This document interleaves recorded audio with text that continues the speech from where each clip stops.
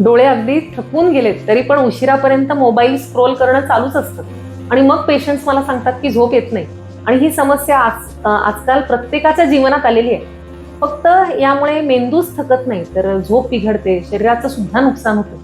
निद्रा म्हणजे धात्री आहे, म्हणजे शरीराचं धारण करणारा आधार आहे. जर झोपेच्या आधी तुमचं मन रिकामं झालं नसेल तर ती झोप चांगल्या क्वालिटीची नसते, त्यामुळे शरीराचं पोषण होत नाही.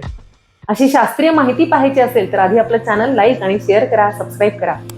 झोपेच्या आधी तुम्ही स्क्रीन टाइम जर खूप जास्त असेल तुमचा तर त्यामुळे काय होतं, मेंदूला थकवा येतो. विशेषतः ब्लू लाईट्समुळे मेलाटोनिन या झोप उत्पन्न करणाऱ्या हार्मोनची निर्मिती गडबडते.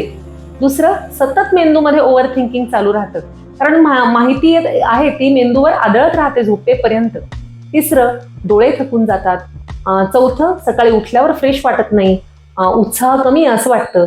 आता हे टाळण्यासाठी काय करायचं, रात्री झोपण्यापूर्वी पादाभ्यंग करायचं, म्हणजे पायांना तूप किंवा तेल लावणं किंवा नस्य करणं शुद्ध तुपाचं किंवा बदाम तेलाचं. आणि झोपेच्या किमान 1 तास आधी कमीत कमी कुठलीही स्क्रीन बंद करणं. आणि हाच आहे आजचा आरोग्य मंत्र.